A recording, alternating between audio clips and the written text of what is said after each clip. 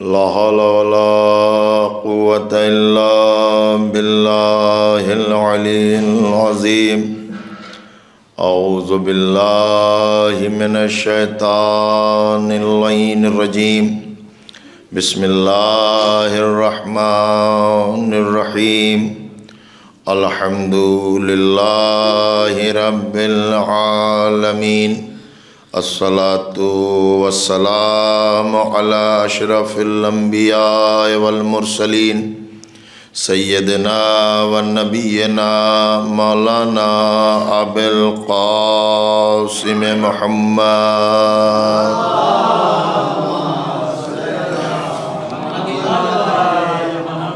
الصلاة والسلام على أهل بيته الطيبين الطاهرين المعصومين المظلومين المنتخبين المنتجبين أذهب الله عنهم الرجس وطهرهم تطهيرا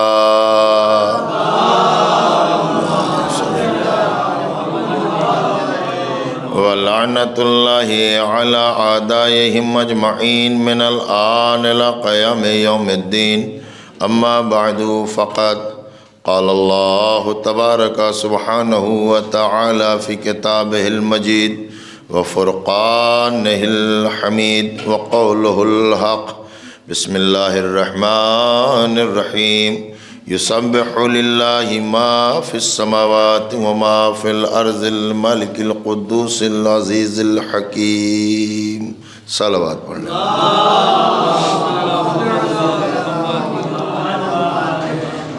آپ حضرات سے گزارش ہے ایک بار سورہ الحمد 3 مرتبہ سورہ توحید کی تلاوت فرما کر مرحومہ مغفورہ ریاض فاطمہ بنت جناب سید علی حسن صاحب مرحوم صلوات پڑھنے کے محمد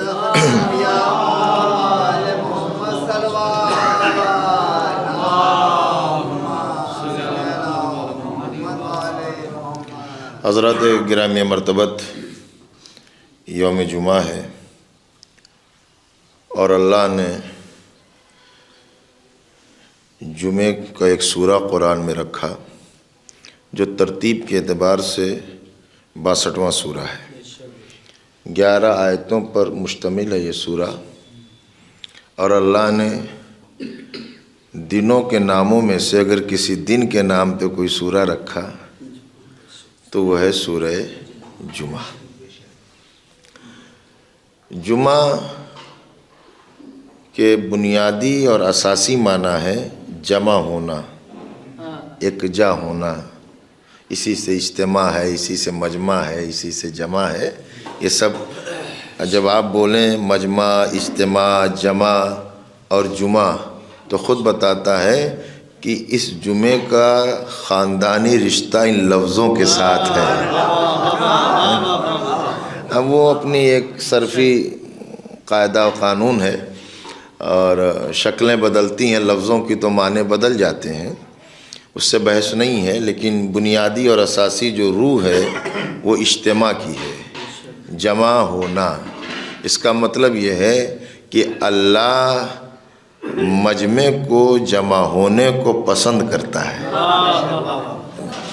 یہ سورہ جمعہ ہے یہ قرآن مجید کا 62واں سورہ ہے سورہ جمعہ 11 آیتیں ہیں اس سورہ جمعہ میں اور میں نے آپ کی خدمت میں پہلی آیت کی تلاوت کا شرف حاصل کیا جمعے کے متعلق روایات اور احادیث میں جو ائمہ معصومین سے وارد ہے وہ بہت سی فضیلتیں ہیں جبکہ ایک گروہ ایک جماعت جو نادار مجبور بےکس مال و دولت ان کے پاس نہیں تھا وہ رسول اللہ کے پاس آئے اور آگے کہا یا رسول اللہ ہم صاحب حیثیت نہیں ہیں تو ہم حج کیسے کریں اور حج نہیں کر سکتے تو پھر اس ثواب سے ہم محروم رہیں گے رسول اللہ نے فرمایا میں کسی کو محروم کرنے نہیں آیا ہوں میں عالمین کے لیے رحمت بن کے آیا ہوں تو یا رسول اللہ ہم تو غریب ہیں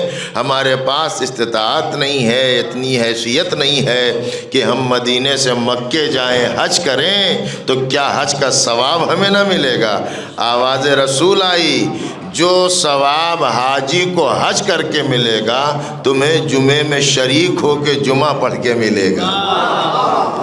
اس کا مطلب یہ،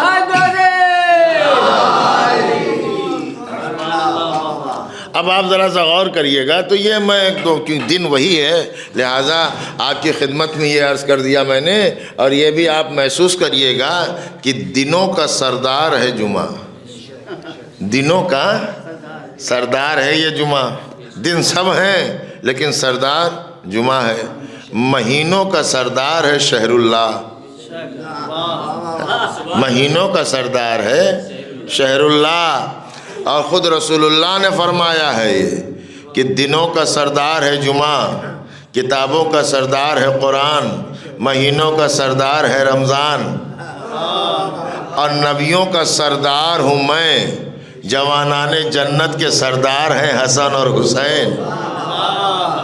تو یہ رسول اللہ نے ارشاد فرمایا ہے کہ یہ جمعہ۔ اب آپ ذرا سا آپ غور کریے گا کہ دنوں کا سردار ہے یہ، اور اس جمعے کے لیے کہ صاحب اجابت دعا کے قبول ہونے کا یہ دن ہے، دنوں کا سردار ہے، اور اس میں جو اعمال ہیں اور جو ساری چیزیں ہیں، آخر جمعے کو یہ فضیلت کیوں ملی، یہ عظمت کیوں ملی، یہ رفعت کیوں ملی؟ اگر آپ فضائل جمعہ کو جمع کریں گے تو آپ کو بہت سی روایتیں ملیں گی، دونوں طبقے میں، شیعوں کے یہاں بھی اور سنیوں کے یہاں بھی، کہ جمعے کے دن اللہ نے یہ کیا، جمعے کے دن اللہ نے یہ کیا، اور جنت بنائی اور سلسبیل اور کوثر، اور جمعے کے دن آدم کی توبہ قبول ہوئی، اور جمعے کے دن جناب یوسف کنویں سے نکلے، اور وہ جمعے کا دن تھا جس دن جناب ابراہیم کے لیے آگ گلزار ہوئی۔ آپ متوجہ ہیں؟ تو یہ فضائل جمعہ کے حوالے سے آپ کو ملتا رہے گا۔ میری سمجھ میں نہیں آ رہا تھا کہ جمعے کو جمعہ اور یہ فضیلت اور یہ عظمت آخر کیوں ملی، سبب کیا ہے، جمعے کو یہ عزت کیوں ملی؟ تو چھٹے امام کی حدیث سامنے آئی، صادق آل محمد نے ارشاد فرمایا کہ جمعے کو ساری عزت اس لیے جمعے کو ملی ہے کہ اللہ نے ساری کائنات کی مخلوق کو ایک مرکز پہ جمع کر کے ہمارے جد علی کی ولایت کا اقرار لیا۔ ایک صلوات پڑھ لیں محمد وآل محمد۔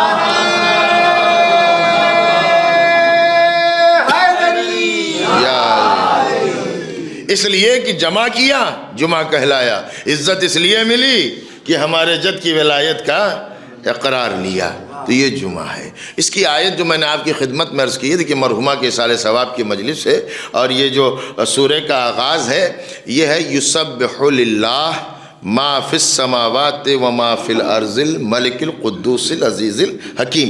ارشاد ہوا کہ تسبیح کرتی ہے اللہ کی ہر وہ شے جو زمین اور آسمان کے درمیان ہے، ذرہ ذرہ اللہ کی تسبیح کر رہا ہے، تسبیح کر رہا ہے جو کچھ بھی ہے۔ کون اللہ؟ ملک القدوس العزیز الحکیم، اللہ وہ جو بادشاہ ہے، پاک و پاکیزہ ہے، صاحب غلبہ ہے، صاحب اقتدار ہے، اور وہ اللہ حکیم ہے، وہ اللہ حکیم ہے۔ حکیم کہ یہ معنی نہ سمجھیے گا کہ نسخہ لکھنے والا، اللہ حکیم ہے اس کا مطلب یہ ہے کہ اس کا کوئی بھی عمل مصلحت سے خالی نہیں ہے۔ حکیم ہونے کا مطلب یہ ہے، معصوم نے فرمایا اللہ حکیم ہے، اس کا مطلب یہ ہے کہ اس کا کوئی بھی عمل مصلحت سے خالی نہیں ہے۔ تو اللہ کی تسبیح کرتی کائنات کا ذرہ ذرہ اللہ کی تسبیح کر رہا ہے۔ اب آپ ذرا سا غور کریے گا تو یہ جو تسبیح ہے، یہ تسبیح کا لفظ، یہ آپ اس لفظ سے بہت مانوس ہیں۔ تسبیح پڑھ لی، تسبیح پڑھ چکا، یہ تسبیح پڑھیے۔ اگر میں صرف تسبیح کہوں تو آپ کے ذہن میں کوئی یہ خاص تسبیح ہے جو ذہن میں آتی ہے۔ اگر صرف لفظ تسبیح بولا جائے، اسی طریقے سے جیسے اگر میں کہوں باب الحوائج، اگر میں کہوں علمدار، اگر میں کہوں وفادار، تو آپ کے ذہن میں ایک ذات آتی ہے، ایک شخصیت آتی ہے، یعنی لفظ بولا اور آپ مصداق تک پہنچ گئے۔ اسی طریقے سے صرف تسبیح کہا نہ پہلے نہ کچھ بعد میں، تسبیح کا لفظ سنا ذہن میں کچھ اور نہیں، صرف تسبیح فاطمہ۔ اس کا مطلب یہ ہے کہ تسبیح سب نے پڑھی، لیکن وہ لفظ جو خاص ہو گیا، اس وجود کا نام ہے زہرا، اس وجود کا نام ہے فاطمہ، اس وجود کا نام ہے بنت رسول، وہ شہزادی کونین، وہ بذات رسول جناب زہرا۔ تسبیح، اب آپ ذرا غور کریے گا، دیکھیے یہ جو تسبیح ہے، تسبیح فاطمہ، یہ ہر مومن کا وظیفہ ہے۔ یہ تسبیح ہر مومن کا، اچھا میں صرف مومن ہی کیوں کہوں، یہ تسبیح ہر عالم، ہر مجتہد کا وظیفہ ہے۔ اگر اب بھی آپ محسوس نہیں کر رہے ہیں تو ایسے محسوس کریں، یہ تسبیح ہر امام کا وظیفہ ہے، ہر امام کا۔ میں بڑی ذمہ دار، ہر امام نے تسبیح فاطمہ کو اپنے وظیفے میں شریک رکھا، یعنی کوئی امام ایسا نہیں ہے کہ جس کا کوئی دن بغیر تسبیح فاطمہ کے گزرتا ہو۔ مولا علی نے اپنے خاص اصحاب سے فرمایا کہ اگر خیر چاہتے ہو، برکت چاہتے ہو، بلندی چاہتے ہو، عزت چاہتے ہو تو تسبیح فاطمہ پڑھا کرو، تسبیح فاطمہ پڑھا کرو۔ اور میں نے کبھی تسبیح فاطمہ کو ترک نہیں کیا۔ مولا فرماتے کہ کوئی دن ایسا نہیں ہے کہ میں نے تسبیح فاطمہ کو چھوڑا ہو۔ عبداللہ ابن عباس کھڑے تھے، ہاتھوں کو جوڑا، کہا مولا کیا آپ نے صفین والی رات میں بھی تسبیح پڑھی تھی جب پوری رات جنگ ہوئی تھی؟ تو فرمایا قسم ہے اس ذات کی جس کے قبضے میں میری جان ہے، میں نے اس رات میں بھی تسبیح فاطمہ کو پڑھا تھا۔ اس کا مطلب یہ ہے کہ یہ تسبیح ہر امام کے وظیفے میں شامل رہی ہے، بڑی عظیم ہے یہ تسبیح۔ اگر آپ اس کی ترتیب کو دیکھیں تو اللہ اکبر، پھر الحمدللہ، پھر سبحان اللہ۔ آپ نے غور ہی نہیں کیا کہ یہ تسبیح کتنی عظیم ہے، اللہ سے شروع ہے، اللہ پہ ختم ہے نا؟ اللہ سے شروع ہے، اللہ پر ختم ہے۔ اللہ اکبر، لفظ اللہ ختم کہاں پہ ہے؟ بس سبحان اللہ بولیے نا، ہم تو اسی انتظار میں قبلہ کہ لوگ آ جائیں تو باقاعدہ گفتگو ہو، لیکن اب ظاہر یہ ہے کہ اللہ سے شروع ہے اور اللہ پر ختم ہے۔ اللہ اکبر، اللہ، سبحان اللہ، اللہ پہ ختم ہے۔ یہ تسبیح فاطمہ، تسبیح فاطمہ انسان کو اس کے وجود اور حقیقت کی طرف متوجہ کر رہی ہے۔ یہ تسبیح پڑھنے والا اور اس تسبیح کا پابند، اس کے ذہن میں رہے گا کہ ہم آئے بھی اللہ کے یہاں سے ہیں، جانا بھی اللہ کی بارگاہ میں ہے۔ ایک صلوات پڑھ لیں محمد والے محمد۔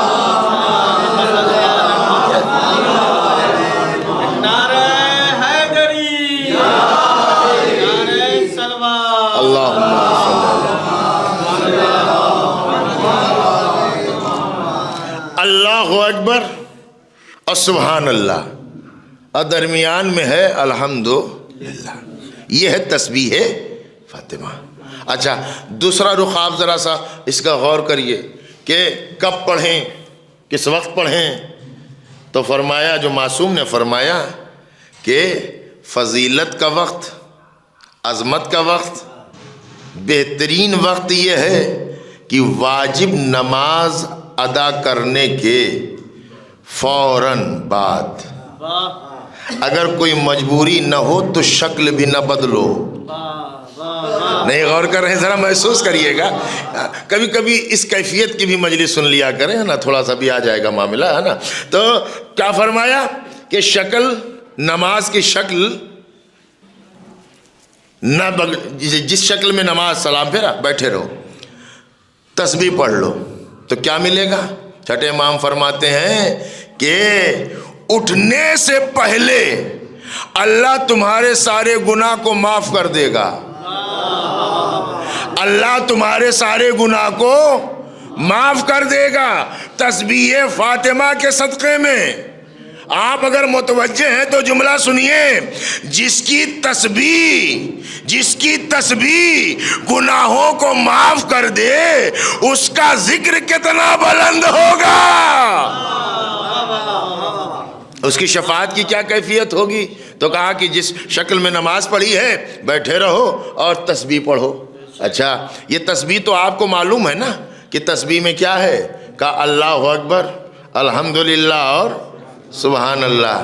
اچھا مشکل بھی نہیں ہے کہ کوئی پڑھ نہ پائے، بڑی آسان ہے نا یہ تسبیح، کئی تسبیح پڑھا کرو، ہر امام نے پڑھی، ہر امام کے وظیفے میں شامل رہی۔ اچھا اب سوال یہ ہے کہ یہ تسبیح کا ماخذ و مصدر کیا ہے، یہ تسبیح آئی کہاں سے ہے، اس تسبیح کو دیا کس نے ہے، یہ تسبیح ملی کہاں سے ہے۔ تو یاد رکھیے گا جس نے دین دیا، جس نے اسلام دیا، جس نے قرآن دیا، جس نے نماز دی، جس نے روزہ دیا، جس نے حج و زکوٰۃ دیا، اسی نے یہ تسبیح فاطمہ دی ہے، اسی نے یہ تسبیح فاطمہ دی ہے۔ اب میں آپ کی خدمت میں وہ روایت عرض کر رہا ہوں جس پر ہر مسلمان ہر کلمہ گو کا عقیدہ ہے، اور روایت یہ ہے کہ جناب زہرا ایک روز بابا کی خدمت میں آئیں اور آنے کے بعد کہا کہ بابا کام کے سبب مجھے فرصت نہیں ملتی، گھر کا کام زیادہ ہے، میں اس لیے آئی ہوں کہ جو مال غنیمت میں کنیزیں آئی ہیں اس میں سے کوئی کنیز، کوئی خادمہ مجھے مل جائے، کوئی خادمہ مجھے مل جائے۔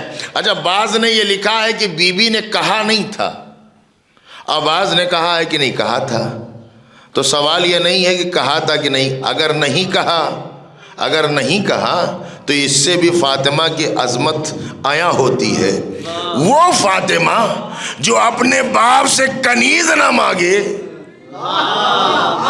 وہ بیٹی جو اپنے باپ سے کنیز نہ مانگے، وہ بیٹی کیا کسی خلیفہ سے باغ فدق مانگے گی؟ کہنے صاحب کہا تو اچھا رسول اللہ نے فرمایا اے بیٹی میں تمہیں ایسی تسبیح کیوں نہ تعلیم کروں، کیوں نہ ایسی شے تمہیں دے دوں کہ جو کنیزوں سے بھی افضل ہو، خادمہ سے بھی افضل ہو، کائنات کی ہر شے سے افضل ہو۔ تب رسول نے فرمایا اے بیٹی نماز فریضہ کے بعد اللہ اکبر، الحمدللہ اور سبحان اللہ پڑھ لیا کرنا، تو یہ کائنات کی ہر شے سے افضل ہے، کائنات کی ہر شے سے اعلیٰ ہے، یہ ذکر بہت بلند ہے۔ بی بی اس ذکر کو پابندی کے ساتھ پڑھتی رہیں۔ ایک تو یہ روایت ہے، دوسرا یہ کہ جب جو ہمارے یہاں خاص ہے یہ روایت کہ جب ستارہ زہرہ چلا تب بی بی نے کہا اللہ اکبر، اللہ اکبر، اللہ اکبر، اللہ اکبر۔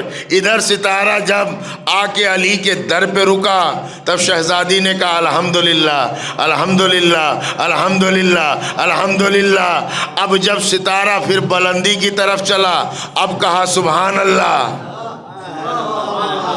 اب کہا سبحان اللہ، یعنی آیا تو اللہ اکبر، رکا تو الحمدللہ، دوبارہ بلندی کی طرف گیا تو سبحان اللہ کہا، اور اس بلندی کی طرف جانے کو بی بی نے سبحان کے لفظ سے تعبیر کیا۔ اللہ کو یہ ادا پسند اتنی آئی کہ اللہ نے بھی جب اپنے حبیب کو معراج میں بلایا تو یہی لفظ رکھی سبحان الذی اسری بعبدہ۔ ایک صلوات پڑھ لیں محمد والے محمد۔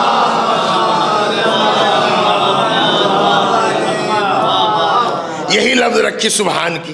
اچھا اللہ ذرا سا آپ غور کریے گا کہ یہ وجود کتنا عظیم ہے اور یہ تسبیح کتنی عظیم ہے اور فاطمہ کتنی عظیم ہے۔ آپ نے ذرا محسوس کیا ہوگا کہ اللہ نے ہر نبی کو، جس کو بھی صاحب کتاب بنایا، جس کو بھی صاحب شریعت بنایا، وہ فضیلت و عظمت نہیں جو ہمارے رسول کو ہے۔ اور اگر آپ غور کریں تو اللہ نے ملائکہ کو، جبریل کو یہ حکم دیا کہ قرآن لینے کے لیے میرا حبیب نہیں آئے گا، عرش پر نہیں آئے گا، کسی اور مقام پر نہیں جائے گا۔ حکم یہ ہے کہ جہاں میرا حبیب رہے وہاں قرآن کی آیت لے کے جانا، وہاں قرآن کا سورہ لے کے جانا۔ اگر آپ غور کریں تو رسول اللہ گھر میں ہیں تو آیتیں گھر میں آ رہی ہیں، رسول اللہ باہر ہیں تو آیتیں باہر آ رہی ہیں، رسول اللہ میدان جنگ میں ہیں تو آیتیں میدان جنگ میں آ رہی ہیں، رسول صلح کر رہے ہیں تو آیت حدیبیہ میں آ رہی ہے، رسول بدر میں آئیں تو جبریل بدر میں آئے، رسول احد میں آئیں تو آیتیں احد میں آئیں، رسول خیبر میں جائیں تو آیتیں خیبر میں جائیں، رسول کسی کو کاندھے پہ چڑھائیں آیتیں وہاں آئیں، رسول کسی کو مولا بنائیں تو آیتیں وہاں آئیں، غدیر میں رکنا ہوا تو آیت آئی، حکم اعلان ہوا تب آیت آئی۔ سارا قرآن اللہ نے اپنے رسول کے پاس بھیجا، لیکن ایک ایسا وجود ہے جس کے لیے اللہ نے کہا حبیب قرآن تیرے پاس جائے گا، لیکن فاطمہ کو لینے کے لیے معراج کا سفر کرنا پڑے گا۔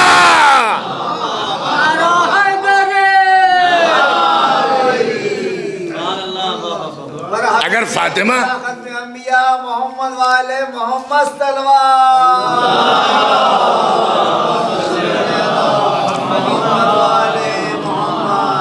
اب آپ ذرا غور کریے گا، دنیا ہم سے کہتی ہے صاحب جانے کی ضرورت کیا تھی، گئے کیوں؟ یہ گئے کب ہیں؟ انہیں تو اللہ لے گیا ہے۔ اللہ یہی تو ہے نا، سبحان الذی اسریٰ بعبدہ، پاک و پاکیزہ ہے وہ ذات جو اپنے عبد کو لے کر گئی راتوں رات، تو وہ لے گیا نا۔ ان کی تمنا معراج نہیں ہے، وہ لے کر گیا۔ اچھا کسے لے کے گیا؟ عبد کو، بندے کو۔ ان کے سمجھ میں آج تک بندہ نہیں آیا، یہ کہنے لگے صاحب جسم نہیں گیا تھا، جسم نہیں گیا تھا تو کیا گئی تھی؟ کہا روحانی معراج ہے۔ روحانی معراج سمجھتے ہیں؟ کہا روحانی معراج کا مطلب یہ ہے کہ جسم تو وہیں رہا، خواب دیکھ لیا، خواب میں گئے۔ اما خواب دیکھنے سے معراج ہوتی ہے؟ یہ تو خامخواہ کی بات ہے۔ اچھا یہ خواب دیکھا، اگر یہ مان لیتے جسم گیا تو کون سی تکلیف تھی؟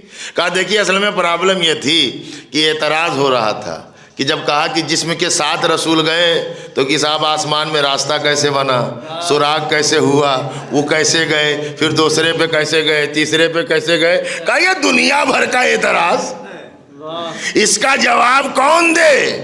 تو سیدھا سیدھا کہہ دو بھیا جسم گیا ہی نہیں، جسم گیا ہی نہیں۔ لیکن اللہ نے بھی جو لفظ رکھی وہ عبد کا، بندے کو لے گیا۔ بندہ روح کو نہیں کہتے، بندہ کہتے ہی اسے ہیں جس جسم میں روح ہو، روح اور جسم کے مجموعے کا نام بندہ ہے۔ اللہ کہتا میں عبد کو لے کر گیا۔ اور ایک مسئلہ تو اور تھی کہ اللہ نے اپنے حبیب سے کہا حبیب نالین اتار کے نہیں آنا ہے، نالین پہن کے آنا۔ وہ موسیٰ تھے جن کے لیے کہا فخلا نالیک یا موسیٰ، اے موسیٰ اپنی نالین اتار دو۔ مصطفیٰ سے کہا نالین لے کے آؤ۔ اے پروردگار یہ جوتیاں کیوں رسول کو پہنا دی؟ کہا تاکہ قیامت تک فیصلہ ہو جائے کہ جوتیاں جسم کی ضرورت ہے، روح کی ضرورت نہیں ہے۔ ایک صلوات پڑھیں محمد والے محمد۔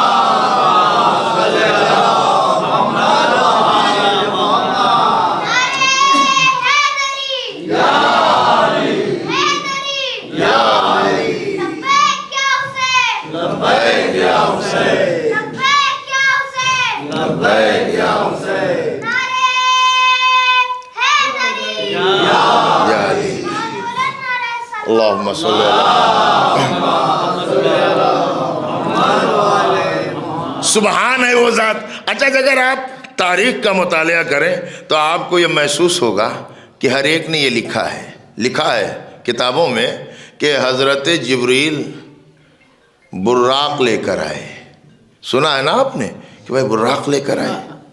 اچھا جب آپ پوچھیں گے براق کیا ہے تو کہیں گے کہ گھوڑے نما، گھوڑا نہیں، گھوڑے نما کوئی جانور ہے، حیوان جو جنت سے ہے نا، گھوڑے نما۔ تو اس کا مطلب یہ ہے کہ گھوڑے تک تو دنیا آ گئی ہے، نہیں گھوڑے نما تک آ گئی ہے۔ تو یہ گھوڑا نما کہاں گیا؟ کہا یہ گھوڑا نما گیا عرش کی بلندی پہ، گھوڑا نما گیا عرش کی یعنی اگر گھوڑا نما عرش پر جائے تو دنیا کو اعتراض نہیں ہوتا، ہم ذوالجناح اگر رضا خانے میں لے آئیں۔ ایسا وہ دیکھیے کمال ہے، یہ تو لکھا ہوا ہے کہ جبریل لے کے آئے۔ اور کیا تھا وہ؟ کہا کہ صاحب وہ براق، بعض نے براق لکھا کہ جب جبریل لے کے آئے تو رسول اللہ کو اس پہ بٹھایا، اور جبریل نے مہار ناقہ پکڑی ہے براق کے آگے آگے، اور تشریف ایک صلوات پڑھنے محمد والے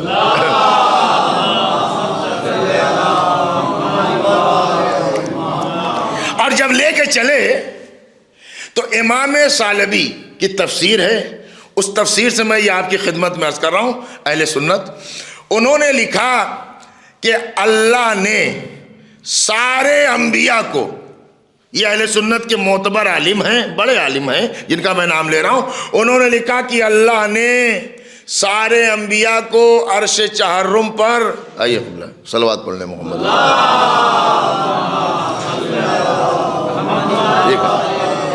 سارے انبیاء کو عرش چہرم پر جمع کیا، اور نبیوں سے اللہ نے کہا کہ میرے حبیب کی سواری آ رہی ہے، اور جب میرا حبیب تمہارے پاس سے گزرے تو تم صف بنا کے کھڑے ہو جاؤ۔ دو رویا صف بن گئی انبیاء کرام کی، جناب آدم سے جناب عیسیٰ تک، انہوں نے یہ لکھا سارے انبیاء، اور جناب جبریل رسول کو لے کے جا رہے ہیں۔ حکم یہ ہے کہ جب میرا حبیب آئے تو تعظیم میں کھڑے بھی ہونا، اور تم سب سلام کرتے جانا، میرا حبیب جواب دیتا ہوا گزر جائے گا، میرا حبیب جواب دیتا ہوا گزر جائے گا۔ اب انہوں نے لکھا کہ جب جناب جبریل رسول کو لے کر عرش چہرم پر پہنچے تو جناب آدم سے لے کر جناب عیسیٰ تک ہر نبی تعظیم میں کھڑا ہو گیا، ہر نبی تعظیم میں کھڑے ہو گئے۔ جناب آدم تعظیم میں کھڑے ہوئے، جناب نوح تعظیم میں کھڑے ہوئے، جناب ابراہیم تعظیم میں کھڑے ہوئے، جناب ادریس تعظیم میں کھڑے ہوئے، جناب اسماعیل تعظیم میں کھڑے ہوئے، جناب ابراہیم تعظیم میں کھڑے ہو گئے، جناب یعقوب تعظیم میں کھڑے ہوئے، جناب موسیٰ تعظیم میں کھڑے ہوئے، جناب عیسیٰ تعظیم میں کھڑے ہوئے، جناب علیسیٰ تعظیم میں کھڑے ہوئے، جناب یحییٰ تعظیم میں کھڑے ہوئے، جناب یونس تعظیم میں کھڑے ہوئے، جناب لوط تعظیم میں کھڑے ہوئے۔ پھر لکھتے ہیں اگر یہ انبیاء تعظیم میں کھڑے نہ ہوں تو نبوتیں نہ بچیں۔ نہیں غور کر رہے ہیں آپ؟ یعنی ان نبیوں کو نبوتیں بچانی ہے تو تعظیم میں کھڑا ہونا پڑے گا۔ توجہ دیجئے گا، میں کہوں گا یہ منظر ہے چوتھے آسمان کا کہ جب رسول جائیں تو انبیاء تعظیم میں کھڑے ہو جائیں۔ ایک منظر ہے مدینے کا، جب فاطمہ آئے رسول تعظیم میں کھڑے ہو جائیں۔ اب ذرا محسوس کریے وہ کیفیت عرش چہرم کی کہ جب حبیب خدا جائیں تو نبیوں پر واجب ہے تعظیم میں کھڑے ہو جائیں، تعظیم میں کھڑے ہو گئے۔ اور یہاں جب فاطمہ آئے، ہے نا، یہ تو وہ بات ہے کہ جو سب نے لکھی ہے، سب لکھتے سب ہیں الحمدللہ، لکھیں گے سب مانیں گے نہیں، لکھیں گے سب لیکن مانیں گے نہیں۔ کیا لکھا ہے کہ جب بی بی آتی تھیں تو رسول اللہ تعظیم میں۔ اچھا اس کو آپ ذرا سا دیکھیے، آپ تو سمجھدار ہیں، بافہم ہیں، اسے ذرا ایسے سمجھیے کہ اگر کوئی کسی کے لیے تعظیم میں کھڑا ہوتا ہے، ٹھیک ہے، یہ بالکل 2026 جنوری ہے نا، محسوس کریے آپ، پچھلا ریکارڈ ذہن میں ہوگا، اور جس کی تعظیم میں آپ کھڑے ہو رہے ہیں، اگر مجھے اس سے کچھ ہے، لفظ نہیں بول رہا ہوں میں، وہ آپ کا سمجھنا ہے، کچھ ہے تو کھڑے آپ ہو رہے ہیں اس کی تعظیم میں جس سے میں کچھ پریشان ہوں، تو آپ کے کھڑے ہوتے ہی ساتھ اب پریشان ہو جائیں گے نا کہ یہ صاحب یہ کون سی بات ہو گئی، یہ کیا اس قابل ہے کہ اس کی تعظیم میں کھڑا ہوا جائے؟ ہے نا ایسا؟ سب کے ساتھ نہ ہو، کسی کے ساتھ تو ہوتا ہے نا کہ صاحب اس کی تعظیم میں۔ اچھا ہم اور آپ بھی بڑے عجیب بڑے بھولے والے ہیں صاحب، بہت بھولے ہیں۔ ہم بھی دیکھ لیتے ہیں کہ صاحب ان کے آنے پہ 10-20 کھڑے ہو گئے تو ہم سمجھ لیں گے کہ صاحب وہ بڑے عزت دار ہیں۔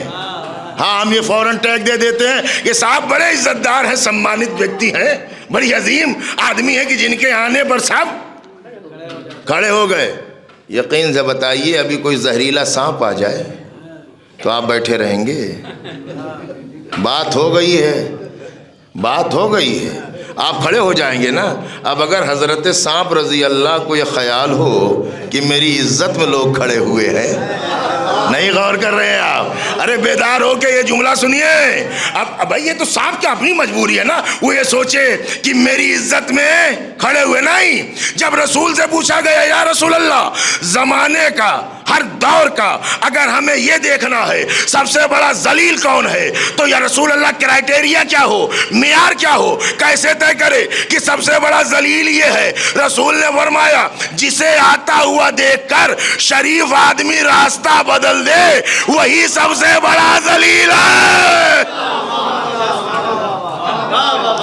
محسوس کر رہے ہیں آپ اس کیفیت کو؟ اب آپ ذرا غور کریے، جب رسول کھڑے ہو رہے ہیں بیٹی کے احترام میں، بیٹی کے رسپیکٹ میں، تو اب ذرا تھوڑا غور کریے۔ تو جب رسول کھڑے ہوتے تھے، سمجھنا آپ کا کام ہے، اب ہر بات پہ بہت چیخنا بہت عقل مندی تھوڑی ہے، آپ خود سمجھیے اسے۔ جب رسول کھڑے ہوتے تھے تو یہ خبر باہر جاتی تھی، باہر جو لوگ سنتے تھے، تو جب باہر جاتی تھی تو باہر کچھ لوگ جلتے تھے، باہر کچھ لوگ جلتے تھے، اندر والی دیکھتی تھی کہ بیٹی کی تعظیم میں باپ کھڑا، تو جو گھر میں تھیں وہ دیکھتی تھیں، تو جو دیکھتی تھیں وہ جلتی تھیں۔ ارے میں اور کیسے عرض کروں میرے بھائی، آپ محسوس کریے، نقشہ سمجھ میں آ گیا صاحب؟ جو باہر سنتے تھے، جو سنتے تھے وہ جلتے تھے، جو دیکھتی تھیں۔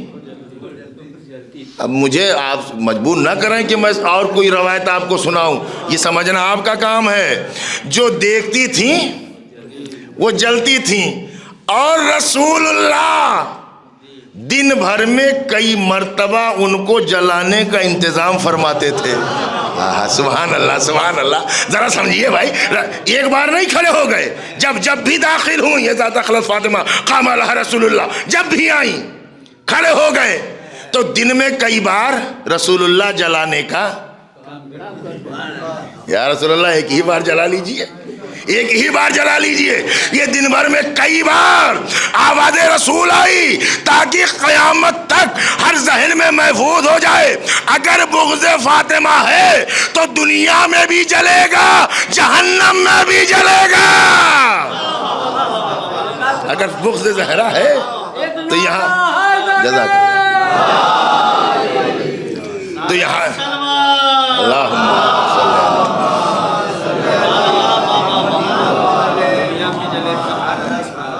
اچھا آپ یہی جلنے جلانے والی بات ذرا سن لیجئے۔ تو معراج کا تھوڑا سا ذکر آ گیا تھا نا، وہاں بھی ایک جگہ جبریل نے کہا یا رسول اللہ اگر انگلی کے پور کے برابر بھی، ذرہ برابر بھی، بال برابر بھی آگے بڑھا تو میں، ہے نا، یہ تو آپ کے سب حفظ ہے ماشاءاللہ، ہے نا، تو تھوڑا سا ہاں کرتے رہیے، ہو جائے گا بھی کام، مسئلہ زیادہ دیر کی وقت ہی نہیں ہے۔ تو کہا کہ اگر ذرہ برابر بڑھا تو جل۔ اچھا رسول نے کہا، بھائی جبریل نے کہا، سید الملائکہ نے سید الانبیاء سے کہا، سید الملائکہ نے سید الانبیاء سے کہا، کلیئر کہا نا، ایف و بٹ نہیں، بس یہ کہ اگر بڑھا، حد میری یہ ہے، حد کو اگر میں نے کراس کیا، جبریل نے یہ میسج دے دیا اگر عزت چاہتے ہو تو حد میں رہو۔ سبحان اللہ سبحان اللہ، بھئی یہ تو کلیئر ہے نا، اگر عزت چاہتے ہو تو حد میں رہو۔ اب میں ایک مجلس جملہ کہہ دوں مولا کا، اس فرش عزا سے اصالِ ثواب کے مرحومہ کی مجلس ہے نا، یہ پیغام لے کے جائیے گا۔ جب مولا سے پوچھا گیا مولا فساد ہوتا کیوں ہے، جھگڑا ہوتا کیوں ہے، مولا نے فرمایا ہر انسان اپنی حد میں رہنا شروع کر دے، فساد ختم ہو جائے۔ اس کا مطلب یہ ہے حد کو کراس کرو گے کنٹرڈکشن ہوگا، ٹکراؤ ہوگا، تصادم ہوگا۔ جاہل ہو جاہل بن کے رہو، اگر نہیں علم ہے تو خاموش رہو، اگر نہیں جانتے ہو تو بس اتنا ہی بولو جتنا جانتے ہو، اگر عزت چاہتے ہو۔ اور اگر بغض علی میں آ کے سلونی کا دعویٰ کر دیا تو ممبر سے دعویٰ تو کر دو گے لیکن ذلیل ہو کے اترو گے، ہے نا۔ اچھا کیا کہا جبریل نے کہ اگر بڑھا جل جاؤں گا۔ اب دیکھیے کہا تو سید الملائکہ نے ہے، بات تو سید الملائکہ کی ہے کہ اگر بڑھا تو جل جاؤں گا۔ مجھے جبریل کے کہنے پر تو انہوں نے کہہ دیا۔ رسول اللہ نے تکلفاً بھی نہیں کہا کہ میرے ساتھ آئے ہو جلو گے نہیں۔ سبحان اللہ، ساتھ گئے تھے نا جناب جبریل، یہیں سے ساتھ میں گئے تھے۔ کئی معراجیں ہیں، معصوم فرماتے ہیں 110 معراج ہیں، بعض نے روایتوں میں 120 معراج ہیں، بات معراج کی ہے۔ رسول اللہ سے کہا ہے سرکار اگر بڑھا تو جل جاؤں گا، اور رسول نے نہیں کہا کہ میرے ساتھ آئے ہو جلو گے نہیں، میرے ساتھ آئے ہو جلو گے نہیں۔ رسول نے بتا دیا میرے ساتھ آنا جلنے سے نہیں بچاتا، میرے ساتھ آنا جلنے سے نہیں بچاتا۔ جب یہ طے ہے کہ رسول کے ساتھ آنا جلنے سے نہیں بچاتا تو رسول کے برابر میں سو جانا کون سی لاجک ہے بھائی، نہیں بچاتا نا۔ اچھا سنیے، اب آپ اسے بھی سن لیجئے، یہ جلنے جلانے والا معاملہ کیا ہے، بڑا ٹیپیکل ٹیکنیکل چیز ہے یہ، ذرا سمجھیے۔ نمرود جلانا چاہ رہا تھا خلیل کو، نمرود جلانا چاہ رہا تھا خلیل کو، خلیل اللہ کو، اور ہر دور کے ذلیل کا مزاج یہی ہے کہ وہ خلیل کو پر جلانا چاہ رہا تھا، لیکن جو جلانا چاہ رہا تھا آگ اسی کو جلانے لگی، آگ اسی کو جلانے لگی۔ اچھا تو کیا کرے؟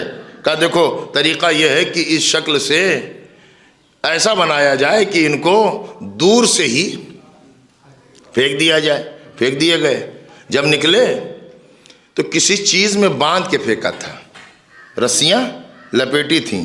جب جناب ابراہیم نکلے، خلیل خدا نکلے، تو جو جلنا تھا وہی جلا۔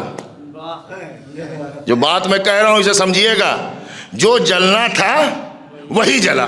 تاریخ یہ کہتی ہے کہ رسیاں جل گئیں، ابراہیم کا کرتا نہیں جلا۔ بھائی یہ تو تاریخ کی بات ہے نا، یہ میرے گھر کی بات تھوڑی ہے۔ تاریخ کہتی ہے رسیاں جل گئیں، لباس نہیں جلا۔ میں نے کہا بھائی بڑی حیرت کی بات ہے، یا کچھ نہ جلتا یا دونوں جلتے، اس لیے کہ جس جسم پر لباس اسی جسم پر رسیاں، لباس جلا نہیں، رسیاں بچی نہیں۔ کہ یہی تو قدرت بتلانا چاہتی ہے کہ جسے نبی خود پہنے وہ جلے گا نہیں، جسے تم زبردستی لا کے ڈال دو وہ بچنے والا۔ سمجھ رہے ہیں آپ؟ یہ ہے قدرت، یہ ہے مزاج۔ اور میرے عزیزو، فاطمہ کون ہے؟ فاطمہ تو بضعۃ منی، فاطمہ میرا ٹکڑا ہے۔ رسالت کے جز کا نام فاطمہ ہے۔ جو کمال و صفات جس میں رسالت کے ہیں وہی بی بی فاطمہ کے ہیں، جو رسول اللہ کے کمال ہیں وہی فاطمہ کا کمال ہے۔ جو رسول اللہ کی عظمت ہے بحیثیت جز وہی فاطمہ کی عظمت ہے۔ فاطمہ رسالت کا جز ہے، یعنی اگر اس وجود کو الگ کرو گے تو رسالت ناقص رہے گی۔ بدون فاطمہ رسالت مکمل نہیں ہے۔ تو میرے عزیزو ذرا آپ محسوس کریے گا، یہ معراج کا فاطمہ کو چاہیے تو معراج تک آنا پڑے گا، آیتیں بھیجیں گے، سورہ بھیجیں گے، جاتے رہے، گئے، جبریل تو رک گئے، رسول گئے، اس منزل پہ گئے جہاں جبریل بھی نہ گئے۔ اس کا مطلب یہ ہے کہ سید الملائکہ کے قدم رک گئے، سید الانبیاء کے قدم آگے بڑھ گئے، سید الانبیاء کے قدم آگے بڑھ گئے۔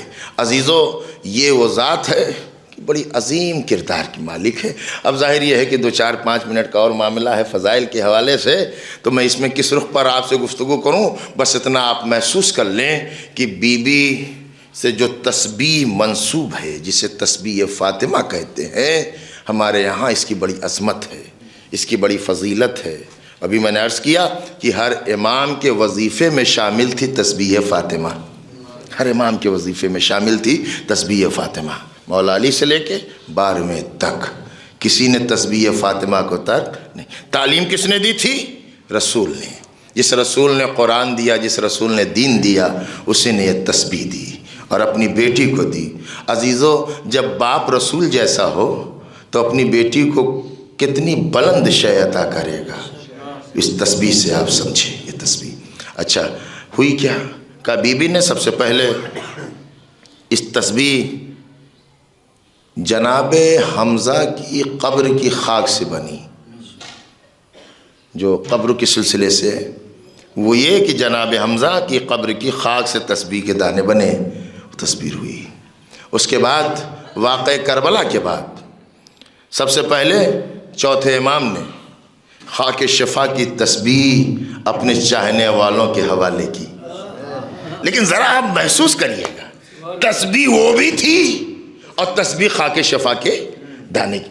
ذکر وہی ہے، تسبیح وہی ہے، تعداد وہی ہے، لیکن جب چوتھے امام سے پوچھا گیا، آقا وہ جو حمزہ کی قبر کی خاک سے بنی تھی اور یہ جو آپ کے بابا کی قبر کی خاک سے بنی ہے، کیا فرق ہے دونوں میں؟ کیا فرق ہے دونوں میں؟ اب یہ فرق کسی خطیب نے، کسی ذاکر و مجتہد نے نہیں، آپ کے چوتھے امام نے بیان کیا کہ بہت فرق ہے۔ وہ جو جناب حمزہ کی قبر کی خاک سے بنی ہے، اس پر ثواب جب ملے گا جب ذکر پڑھو گے، لیکن جو میرے بابا کی قبر کی خاک کی تسبیح ہے، وہ ہاتھ میں لیے رہو گے، ثواب ملتا رہے گا۔ آپ نے محسوس ہی نہیں کیا ہے اس کیفیت کو؟ یعنی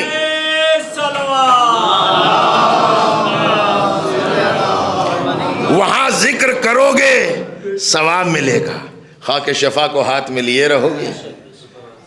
یعنی یہ جو خاک ہے، خاک شفا، یہ خود تسبیح پروردگار کر رہی ہے۔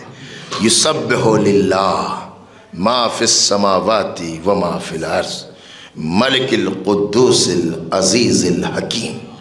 ذرہ ذرہ تسبیح کر رہا ہے، کائنات کا ذرہ ذرہ تسبیح کر رہا ہے۔ یہ اور بات ہے کہ ہمیں اس کا شعور نہیں ہے، ہمیں اس تسبیح کا فہم نہیں ہے، لیکن ہر ذرہ کائنات کا تسبیح کر رہا ہے۔ ہاں، جن کو اللہ نے علم لدنی، علم وہبی عطا کیا، جو معصوم ہیں، وہ ہر مخلوق کی تسبیح کو سمجھتے ہیں، وہ ہر ذرے کی تسبیح کو سمجھتے ہیں۔ جناب ابو ذر مولا کائنات کسی سفر پہ تھے، جناب ابو ذر نے چونٹیوں کا ایک تعداد دیکھی، بہت ساری چونٹیاں تھیں۔ جناب ابو ذر نے کہا کہ وہ کیسا پروردگار ہے جو ان چونٹیوں کی تعداد کو جانتا ہے۔ بہت ڈھیر ساری چونٹیاں تھیں، کہا پروردگار کتنا عظیم ہے جو ان کی تعداد کو جانتا ہے۔ مولا نے کہا ابو ذر یہ نہ کہو تعداد تو میں بھی جانتا ہوں، بلکہ یہ کہو کہ کتنا عظیم پروردگار ہے جو ان کا خالق ہے۔ زبان تو میں بھی ان کی جانتا ہوں، تعداد تو میں بھی ان کی جانتا ہوں، نر و مادہ کتنے میں بھی ان جانتا ہوں۔ وہ اللہ جو خالق ہے، عزیز الحکیم، وہ اللہ جو عزیز بھی ہے اور حکیم بھی ہے۔ دوسری آیت، جمعے کا دن ہے نا، یہ دوسری آیت وہ آپ سنتے رہتے ہیں، هو الذی بعث فی الامیین رسولا منہم یتلو علیہم آیاتہ ویزکیہم ویعلمہم الکتاب والحکمہ۔ یہ جمعہ اور یہ سورہ جمعہ، اور مستحب یہ ہے کہ سورہ جمعہ کی تلاوت کی رکھی جائے. سمجھ رہے ہیں آپ؟ ہاں وہ واجب کی منزل میں نہیں ہے. تو جمعہ اور یہ فرش ازا، یہ مجلس، آخر ربط کیا ہے جمعے سے اور بالخصوص عبادت کا جمعے کا فرش ازا سے؟ کسی دور میں حسین ڈے آرگنائز کیا برادران اہل سنت نے، اور اس کا ٹاپک رکھا اگر کربلا نہ ہوتی تو کیا ہوتا. کتنا خوبصورت عنوان ہے، اگر کربلا نہ ہوتی کیا ہوتا. آرگنائز کیا اہل سنت نے. اچھا ایک بات یاد رکھیے گا، یہ ہم لوگ بھائی حنبلی شافعی مالکی یہ وہ نہیں، میرا عزیزو آج بھی معاملہ صرف دو کا ہے. کسی صوفی بزرگ سے پوچھا گیا کہ صاحب سمجھ میں نہیں آتا آپ شیعہ ہیں یا سنی ہیں، آج فیصلہ کر ہی دیں آپ اپنے بارے میں کہ آپ کو ہم شیعہ کہیں یا سنی کہیں. انہوں نے کہا تمہارا سوال ہی غلط ہے، یہ سوال ہی بے بنیاد ہے کہ شیعہ یا سنی کا. سرکار ہوتا تو یہی ہے. کہا نہیں، کربلا سے پہلے یہ سوال صحیح تھا. نہیں بیدار کہ کربلا سے پہلے یہ سوال صحیح تھا.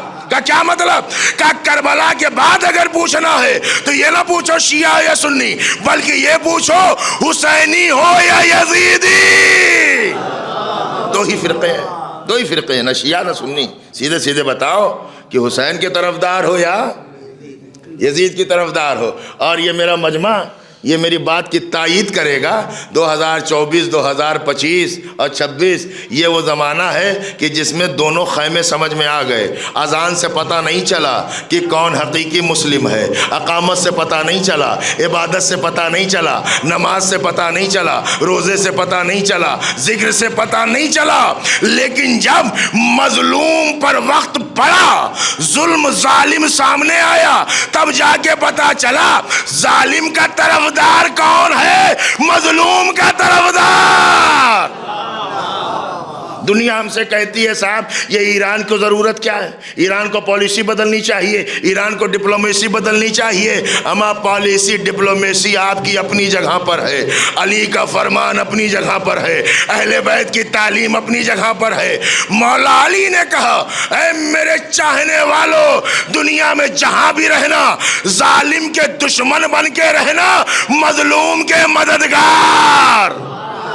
تو جہاں مظلوم کی مدد ہو رہی ہے وہاں حسین ہے، وہاں حسینیت ہے، وہاں کربلا ہے. تو بس یہ بات کہہ دوں، اس کے بعد مسائل پڑھ دوں. اور یہ کہ موضوع تھا حسین ڈے کا، اگر کربلا نہ ہوتی تو کیا ہوتا. سمجھ رہے ہیں موضوع یہ آرگنائز کیا، کربلا نہ ہوتی تو کیا ہوتا. اچھا الگ الگ آئیڈیالوجی اور خیالات اور مسلک اور عقیدے کے افراد کو بلایا گیا اسپیچ دینے کے لیے، تقریر کرنے کے لیے.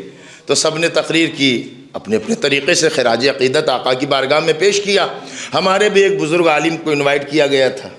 اچھا پالیسی یہ بنی کہ ان کو سب سے آخر میں رکھیں گے، مغرب تک یہ پروگرام کو ختم ہونا ہے، اور وقت اتنا کم دیں گے کہ یہ بہت تفصیل اس لیے جب بھی کربلا کھل کے بیان ہوگی نا تو بہت سے مقدس چہرے بے نقاب ہو جائیں گے، ہے نا. تو بھائی اتنا ٹائم ہی نہ دیا جائے کہ یہ تاریخ میں جائیں اور اس میں جائیں. تو بہت تھوڑا سا وقت دیا کہ صاحب اب مغرب کی اذان ہو جائے گی اور اختتام اور ختم دعا ہو جائے گا، معاملہ ختم ہو جائے. تھوڑا 4 منٹ یا 5 منٹ جو بھی وقت رہا ہو. اور ہمارے عالم آئے، مجمع بیٹھا ہوا، سب بیٹھے ہوئے. انہوں نے بسم اللہ الرحمن الرحیم کے بعد سورہ جمعہ پڑھنا شروع کر دیا. تو سورہ جمعہ 4-5 منٹ کا تو خود ہی سورہ، اگر آپ سرسری طور پر پڑھ دیں 11 آیتیں ہیں اور ٹھیک ٹھاک آیتیں ہیں. سورہ رحمان کی طرح چھوٹی چھوٹی آیتیں نہیں ہیں، بڑی آیتیں ہیں سورہ جمعہ والی. تو اب سورہ جمعہ کی تلاوت شروع کر دی. اور جب سورہ جمعہ کی تلاوت شروع کی تو جنہوں نے وقت کم دیا تو وہ بھی کہ بھائی صاحب دیکھیے ایک تو وقت کم ہے اور یہ سورہ جمعہ لے کر 2-4 منٹ جو وقت اسی میں چلا جائے گا. انہوں نے جب سورہ جمعہ مکمل کی تو حاضرین کو دیکھا. اچھا وہ یہ بھول گئے تھے وقت کم دینے والے کہ یہ اس کا ماننے والا ہے جو نقطے میں قرآن کو سمیٹ دے. ان کے ذہن سے یہ بات نکل گئی. اور ایک مرتبہ کہا لوگوں جلسے کا موضوع یہ ہے کہ اگر کربلا نہ ہوتی تو کیا ہوتا. بس 2 جملے کہہ رہا ہوں. میں نے آپ کی خدمت میں سورہ جمعہ کی تلاوت کی. موضوع یہ ہے اگر کربلا نہ ہوتی تو کیا ہوتا. تو یاد رکھنا اگر کربلا نہ ہوتی تو جمعہ بدھ کو ہوتا. جمعے کو ہونا کربلا کے سبب ہے. عبادت وقت پر ہونا یہ کربلا والوں کا صدقہ ہے. آپ محسوس کریے. ابھی زوال 12:10 پہ ہے نا بھیا, 10:12 پہ. 2-4 منٹ پہلے بھی مجلس ختم ہوگی تاکہ آپ آمادہ ہو جائیں. لیکن یہ بات ذہن میں یہ رہے, یہ عبادتیں کربلا والوں کی قربانیوں کے نتیجے میں محفوظ ہیں. آج اسلام کے ٹھیکیدار کوئی بھی بن جائے, لیکن اگر آپ دیکھیں جب اسلام کو ضرورت ہے تو میدان میں کون آیا. جب لہو کی ضرورت ہے تو خون کس نے دیا. جب سینے کی ضرورت ہے تو سینہ سپر کون بنا. تیروں کا استقبال کس نے کیا ہے. اسلام کے تقدس کو کس نے بچایا ہے. اسی نے جو فاطمہ کی گودی میں پلا ہے, اسی نے جس نے شیر زہرا پیا ہے, اسی نے جس کا نام حسن اور حسین ہے. اللہ اکبر. عزیزو, ماں کی مجلس, مومنہ کی مجلس, مرحومہ کی مجلس, اللہ ان کے درجات کو بلند فرمائے, جوار معصومہ میں جگہ عنایت فرمائے. محسوس کریے آپ کہ فاطمہ 18 سالہ ضعیفہ, 18 سال کی عمر دیکھیں اور بیوی کے مصائب دیکھیں. دیکھیے اس دنیا میں آپ نے بہت سے لوگ دیکھے ہوں گے کہ جن کی عمریں کم ہوتی ہیں لیکن لگتی بہت ہیں. معلوم ہے جب مصائب زیادہ پڑتے ہیں نا, مصیبتیں, خود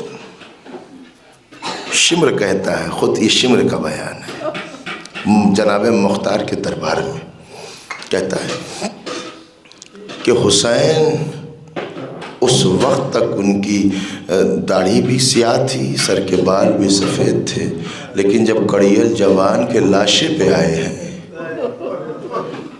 تو حسین بوڑھے ہو گئے. آپ محسوس کریے. پھر بھی میرا مولا تو 57 برس کا ہے کربلا میں نا, بی بی کی عمر تو کل 18 برس ہے. 18 برس اور 18 سال میں زہرا کی کمر خمیدہ ہو گئی. فاطمہ عصا کا سہارا لے کے چل رہی ہیں. مصائب و آلام, مصیبتیں اس قدر ہیں کہ مرثیہ پڑھتی ہیں تو کہتی ہیں صبت علیہ مصائب لو انہا صبت علی الیام سرنا لیالیا. بابا آپ کے بعد مجھ پر وہ مصیبتیں پڑیں, اگر دنوں پہ پڑتیں تو وہ بھی سیاہ راتوں میں تبدیل ہو جاتی. اب آپ ذرا سا محسوس کریے گا, خدیجہ کی بیٹی ہے فاطمہ, رسول کی بیٹی ہے فاطمہ. رسول کو اپنی بیٹی سے اتنی محبت تھی, جب بھی سفر میں کہیں جاتے تھے تو سب سے آخر میں بیٹی سے رخصت ہوتے تھے, جب واپس آتے تھے تو سب سے پہلے فاطمہ سے ملتے تھے. ذرا فاطمہ کو سمجھیے گا. فرماتے ہیں اے بیٹی جب میں تجھے دیکھتا ہوں تو احساس تھکن ختم ہو جاتا ہے. اے بیٹی فاطمہ جب میں تجھے دیکھتا ہوں تو میرے پاس حوصلے تبلیغ اور بڑھ جاتا ہے. جناب خدیجہ نے بھی کہا تھا یا رسول اللہ بس میری ایک وصیت ہے کہ میری فاطمہ کو کبھی رونے نہ دینا, میری بیٹی کو کبھی رونے نہ دینا. عزیزو جب تک رسول زندہ رہے فاطمہ کو رونے نہ دیا, لیکن بعد رسول فاطمہ کو اتنا رلایا گیا کہ چھٹے امام کی جو روایت البتکاؤن خمسہ اس میں آپ نے اپنی دادی فاطمہ کا بھی نام لیا. جہاں جناب ایوب ہے, یعقوب ہے, چوتھے امام ہے, وہیں فرماتے ہیں اور جو سالوں میں روئے ہیں میری دادی دنوں میں روئی ہے. صبح ہوتی ہے بابا پہ روتی ہیں، جزاکم اللہ۔ عزیزو، اہل مدینہ کو فاطمہ کے رونے سے شکایت ہوئی اور انہوں نے مولا علی سے کہا ابو الحسن آپ فاطمہ سے کہہ دیں رونے کا وقت معین کر لیں، ان کے ہر وقت رونے سے ہمارے کاروبار دنیوی میں خلل ہوتا ہے۔ آ کے جب مولا نے کہا بی بی سے تو بی بی نے کہا ابو الحسن مدینے والوں سے کہہ دو اب رسول کی بیٹی زیادہ دن دنیا میں نہیں رہے۔ مولا نے بیت الحسن جنت البقیع میں بنایا، رات کا اندھیرا ہوتا ہے، زہرا اپنے چھوٹے چھوٹے بچوں کو لیتی ہیں اور بیت الحسن میں آ کے گریہ کرتی ہیں، بابا کو روتی ہیں۔ ایک روز یہ دستور تھا بی بی کا، دنوں تک چلتا رہا۔ ایک روز بی بی بیت الحسن سے واپس آ رہی تھیں، مولا کائنات بیت الشرف سے نکل رہے تھے، نظر پڑی بی بی کے چہرے پر، علی رک گئے، کہا بنت رسول آج چہرے کی کیفیت بدلی ہوئی ہے، آج چہرے پہ خوشی کے آثار محسوس ہو رہے ہیں۔ فاطمہ جب سے تمہارا بابا مارا گیا، جب سے تمہارا بابا دنیا سے گیا، تب سے یہ چہرے کی کیفیت نہیں تھی۔ آواز دی ابو الحسن آج بابا کو روتے روتے میں سو گئی، میں نے خواب میں بابا کو دیکھا، بابا کہہ رہے تھے اے بیٹی فاطمہ تیری مصیبت کے دن ختم ہونے والے ہیں۔ علی یہ جو چہرے پہ خوشی ہے یہ بابا سے ملاقات کے سبب ہے۔ آپ کو کچھ یاد آیا؟ اس خاندان کی بیٹیوں پر جب مصیبتیں زیادہ پڑتی ہیں تو بابا خواب میں آ جایا کرتا ہے۔ فاطمہ کے خواب میں رسول آئے، سکینہ کے خواب میں مولا حسین، جزاکم اللہ۔ اس کے بعد کہا یا علی میری وصیتیں سن لیں۔ بی بی نے وصیتیں کی اور وہ وصیتیں کیا تھیں؟ یا علی اہل مدینہ کو میرے جنازے کی خبر نہ دینا، جنہوں نے مجھے ستایا ہے ان کو میرے جنازے کی اطلاع نہ دینا، علی غسل آپ دینا، کفن آپ پہنانا، میرا جنازہ رات کی تاریکی میں اٹھانا۔ عزیزو وصیت تھی، وصیت کے مطابق مولا نے غسل دیا۔ اب آپ ذرا تصور کریں کچھ جنازے اس خانوادے میں ایسے ہیں جنہیں غسل دینے والے ظرف آب زمین پر پھینک دیا۔ آپ کو معلوم ہے اس میں ایک جنازہ چوتھے امام کا، جب پانچویں امام غسل دے رہے تھے تو روایت یہ کہتی ہے جب پشت پر پانی ڈالنا چاہا ایک مرتبہ پانچویں امام نے ظرف آب زمین پر پھینکا، ہائے میرے بابا کی پشت ابھی تک تازی آنے کے نشان۔ ایک جنازہ ہے حسین کی بیٹی، حسین کی یتیمہ سکینہ کا، کہ غسالہ جب غسل دینے کے لیے آئی ظرف آب زمین پر پھینکا، دوڑ کر آتی ہے کہتی ہے شہزادی زینب اس بچی کو مرض کیا تھا؟ ارے اس کا لباس تو جسم سے جدا نہیں ہو رہا ہے۔ بی بی نے فرمایا مرض کچھ نہ تھا، جب سے اس کا بابا مارا گیا کسی نے تماچے مارے۔ تیسرا جنازہ ہے جناب زہرا کا، علی جیسا صابر و شجاع، ظرف آب زمین پر پھینکا، یا زہرا۔ سلمان نے ہاتھوں کو جوڑ کے کہا مولا آپ تو فاتح خیبر ہیں، آپ تو شجاع بہادر ہیں، صابر ہیں۔ کہا سلمان بنت رسول کی پسلیاں ٹوٹ گئی، ہائے زہرا،